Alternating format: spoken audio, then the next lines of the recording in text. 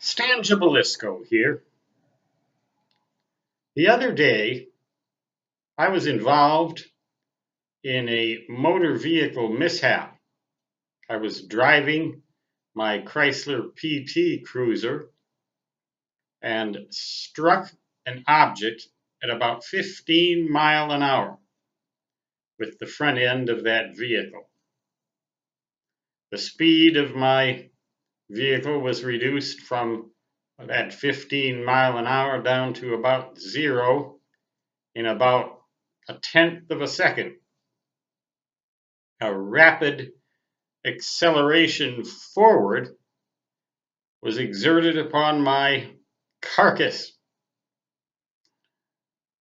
But that carcass was secured to the front seat with a seat belt and shoulder strap. And although my head bobbed when I struck that object, my face did not strike the steering wheel as it otherwise would have, very likely breaking my nose or worse.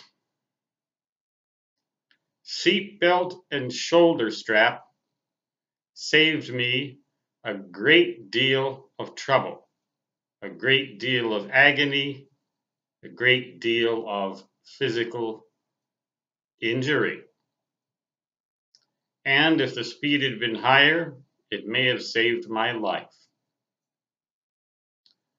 There's a lesson to be learned here, and that lesson obviously is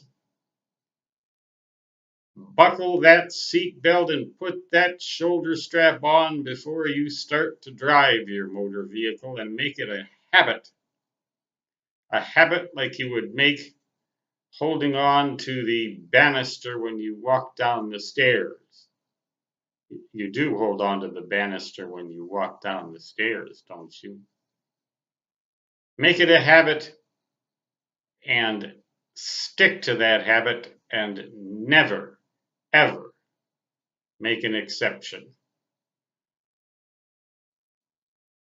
That is the lesson for the day. No wonder police officers get after people for not buckling their seatbelt and wearing their shoulder strap. But it could be a lot worse than a police officer admonishing you. It could be nature herself admonishing you with a smack to the noggin, which could forever change your life. But for one very simple device, the seatbelt and shoulder strap. Hear my words. Use that thing. It's there for a reason. And I am here for that same reason. Without a broken face or worse. Stan Gibilisco signing off.